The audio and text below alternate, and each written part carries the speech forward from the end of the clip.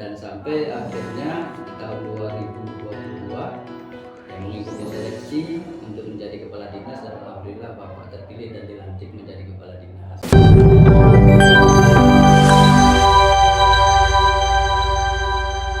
Assalamualaikum warahmatullahi wabarakatuh. Waalaikumsalam warahmatullahi wabarakatuh. Halo sahabat Sapana, kembali lagi bersama saya di podcast Sapana pada episode ke-9.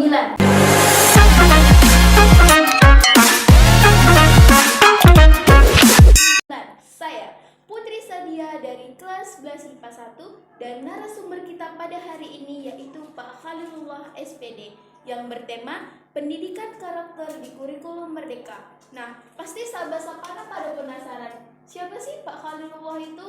Baik, sebelumnya ayo kita kenalan dulu. Boleh perkenalkan diri kepada sahabat Sapana, Pak? Baik, terima kasih. Bapak nama Khalilullah, sarjana pendidikan. Bapak lahir di Depat Kajang dan memulai pendidikan sekolah dasar sampai dengan SMA. Tidak jauh-jauh, pendidikannya tetap dilaksanakan di Depat Kajang. Tepatnya Kota kelahiran ya, Pak? Ya, ketika SMA saya juga di alumni dari SMA 1 Simpangkan. Berarti sudah lama lah sekolah ini berdiri ya, Pak? Alhamdulillah sudah lama, karena memang ketika Bapak masih sekolah dasar, SMA ini sudah berdiri. Terus Bapak kan katanya pernah mengajar di sini nih. Pada tahun berapa sih Bapak mengajar di sini? Oh iya, Bapak memang sejak awal penempatan itu langsung bertugas di SMA Simpangkan.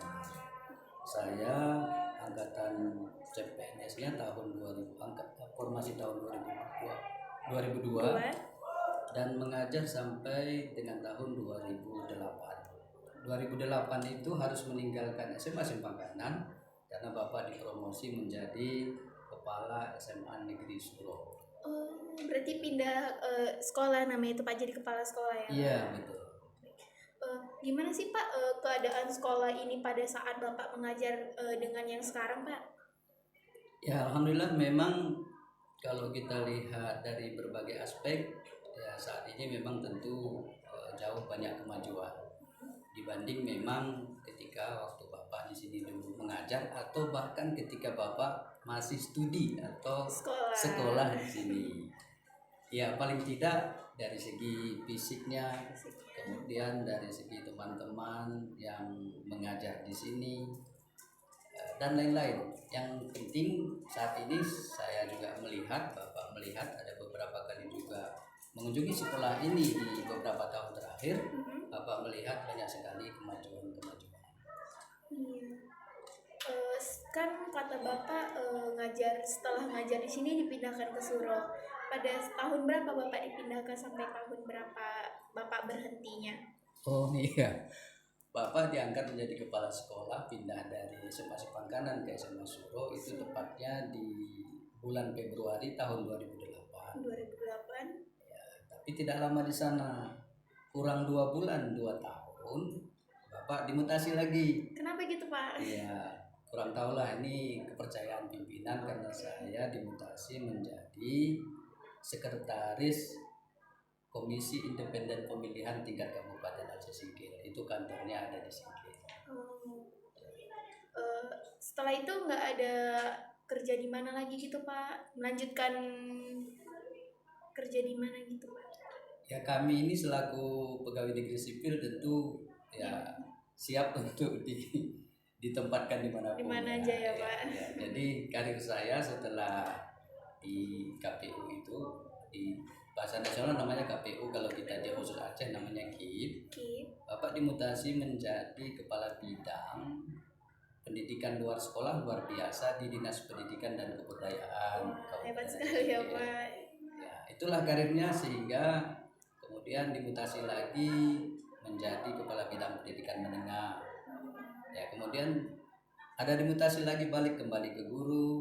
Kemudian di tahun 2018 Bapak kembali diangkat menjadi sekretaris Dinas Pendidikan dan Kebudayaan di Singkil.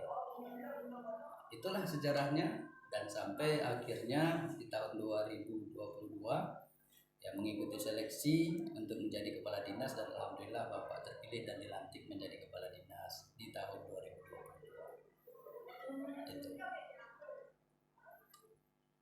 Berarti jauh sekali perjalanannya Pak, banyak jalannya gitu ya Pak, dipindah-pindahkan kerjanya, mulai dari guru sampai dengan jadi kepala dinas ya Pak. Ya, itu bagian dari dinamika kehidupan, dan kita memang hanya terus bekerja semaksimal mungkin dimanapun kita ditempatkan bekerja. Ya, Mengenai jabatan yang diberikan itu tentunya ada pertimbangan tersendiri, ada pendapat tersendiri dari pimpinan kita. Kita selaku bawahan siap melaksanakan tugas dengan sebaik-baiknya. Saya kira itu yang paling penting dalam prinsip kerja yang harus kita jalankan. Apalagi kerja pada negara ya Pak, siap Apalagi. dimanapun ditempatkan dan Betul. apapun jabatannya Pak. Betul. Oke, baik. Bagaimana kurikulum Merdeka mendukung peranan karakter pada peserta didik itu Pak? Ya, terkait dengan kurikulum Merdeka, sebenarnya secara prinsip bahwa kurikulum, baik itu kurikulum K13, KTSP dan lain-lain sebelumnya, itu memang hanya sebutan-sebutan saja. Pada prinsipnya sebenarnya kita sebagaimana tujuan pendidikan nasional, itulah sebenarnya pendidikan karakter yang sesungguhnya. Karena memang di tujuan pendidikan nasional sudah jelas dijelaskan bahwa memang tujuan pendidikan nasional yang paling utama, yang paling penting itu pertama adalah bagaimana menciptakan insan yang bertakwa, kemudian berakhlak mulia. Ya. Jadi itu hakikatnya sebenarnya. Hanya saja mungkin selama ini terkait dengan karakter itu hanya ada di beberapa materi-materi pelajaran saja, sehingga akhirnya tidak mengena, tidak merata ya Pak. Tidak merata, dan peserta didik kita, murid-murid kita, siswa-siswa kita itu selama ini ya mungkin kurang materinya, sehingga kurang memahami. Samping memang mungkin banyak sekali pengawasan kita terkait dengan kriteria yang diharapkan menjadi karakter siswa itu tidak kita monitor secara baik. Berarti tujuan kurikulum Merdeka membentuk karakter ya Pak? Iya, betul, membentuk karakter. Pendidikan itu sebenarnya membentuk karakter. Cuman pada kurikulum Merdeka ini lebih ditekankan ya Pak? Ya, kurikulum Merdeka ini lebih ditekankan karena memang sudah dibuat lebih terperinci apa-apa saja yang memang karakter yang dimaksud.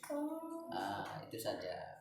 Dulu ketika masih kurikulum lama dipakai sebelum K13, itu tidak terperinci, hanya saja dulu termaktub dalam butir-butir Pancasila.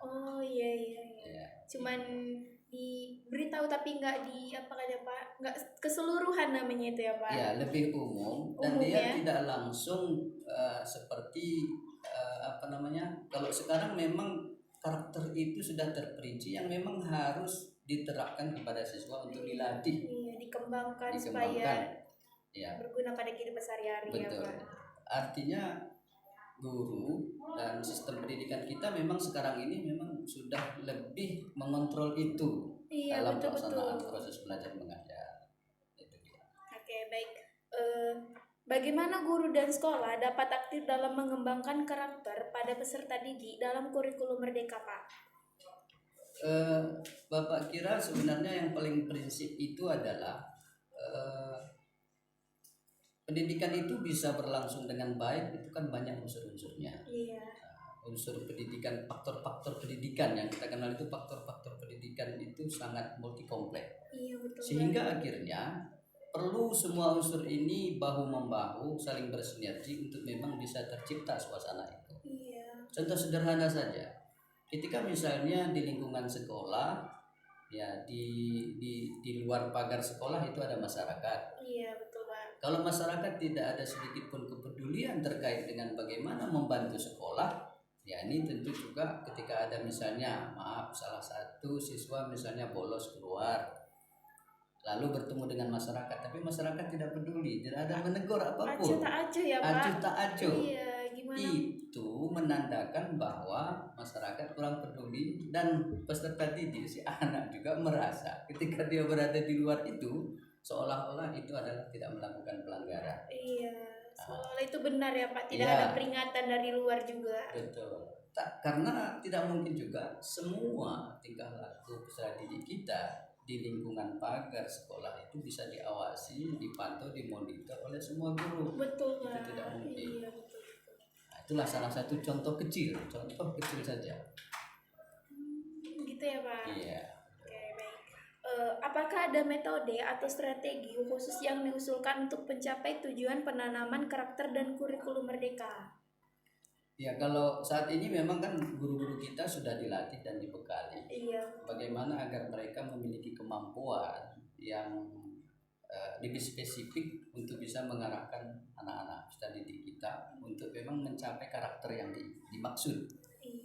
Ya. Tujuan namanya itu Iya, Pak, tujuan. itu. Sehingga mulai dari persiapan mengajar, guru-guru kita sudah dilatih bagaimana memang mereka itu menyiapkan diri dan semua aspek karakter yang memang diharapkan, yang harus dikuasai oleh siswa, yang harus diketahui oleh siswa, dieksplor oleh siswa, yang memang akan menjadi terpatri dalam kehidupan sehari-harinya, itu memang harus diidentifikasi oleh guru-guru kita. Kita bersyukur memang saat ini pemerintah menyediakan diklat-diklat, pelatihan-pelatihan kepada guru-guru kita untuk mempertajam agar memang apa yang menjadi tujuan dari kurikulum ya, agar tercipta karakter yang memang sesuai dengan harapan negara ini benar-benar bisa terpenuhi. Iya, bisa diterapkan pada Bisa anak diterapkan. didik ya Pak. Iya, betul. Berarti sangat perlu ya Pak pelatihan-pelatihan untuk guru agar bisa memahami gimana siswanya, karakter siswanya ya Pak. Betul, sangat perlu, karena memang karakter ini adalah sesuatu yang memang diindikasi oleh guru ketika memang terjadi interaksi. Iya. Ya, interaksi baik secara langsung maupun tidak langsung. Iya, tidak. Ya. Yang paling penting sebenarnya di sini adalah bagaimana guru-guru kita itu bisa memberikan contoh teladan yang baik terhadap karakter itu.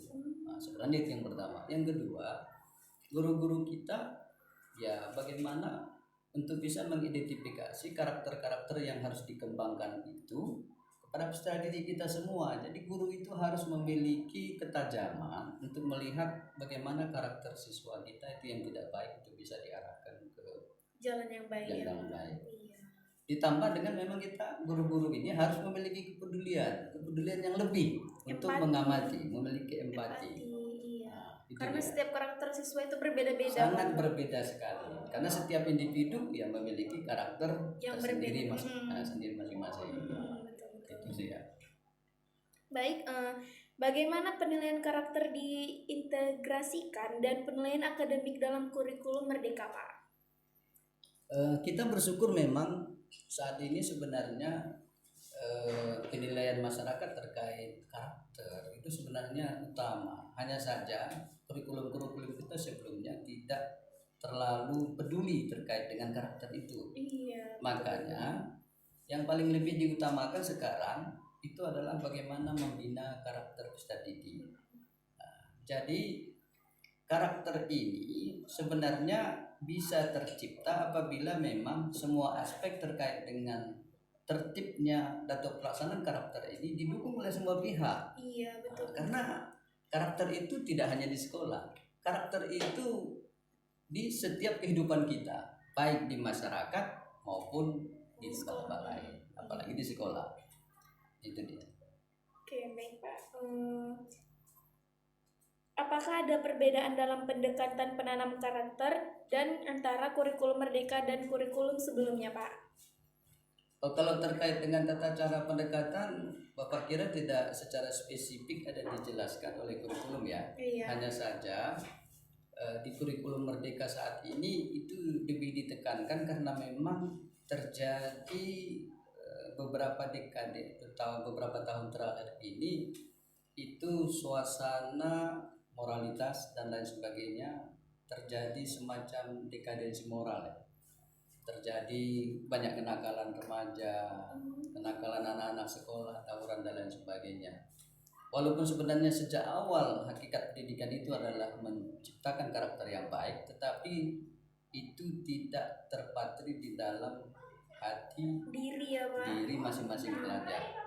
Karena itu adalah aspek yang tidak baik, sehingga sekarang pemerintah melalui kurikulum Merdeka itu lebih menekankan bahwa sebenarnya itulah yang harus kita perbaiki. Iya. Maka sekarang guru diperintahkan untuk fokus memperbaiki karakter moral.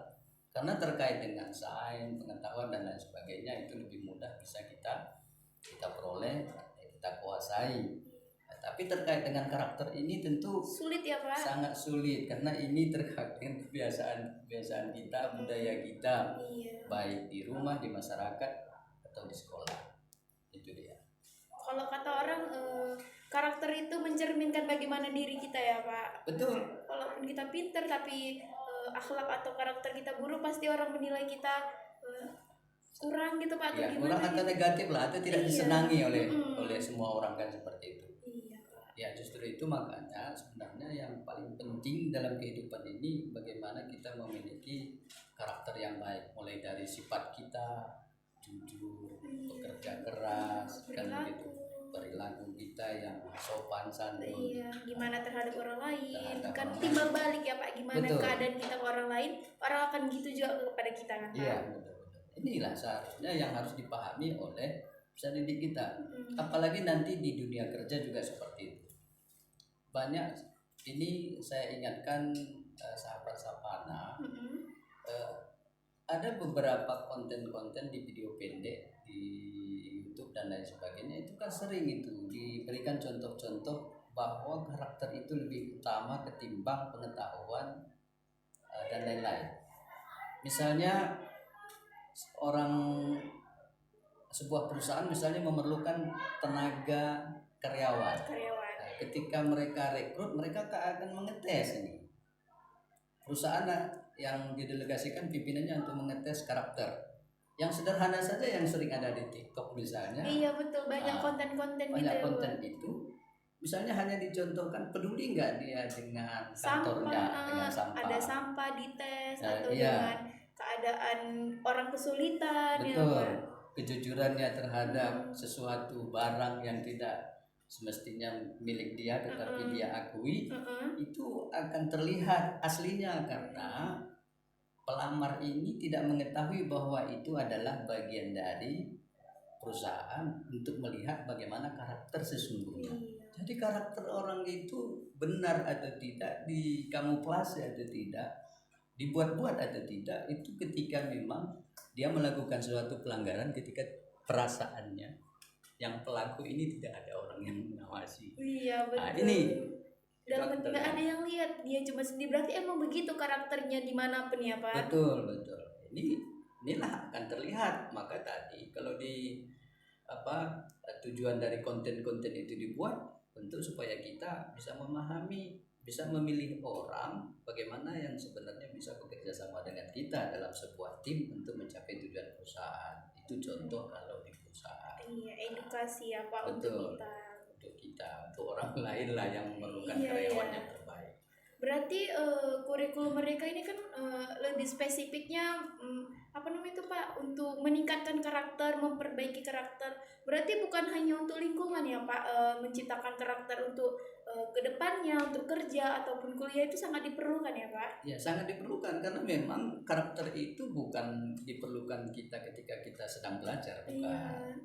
Karakter itu diperlukan untuk mulai kita saat ini sedang belajar sampai kita akhir nanti. Iya. Baik kita sedang bekerja maupun sampai kita nanti sudah tidak lagi bekerja atau sudah pensiun, terjun di masyarakat. Karena karakter itu adalah jati diri masing-masing setiap orang. Iya, gimana orang tersebut. Betul.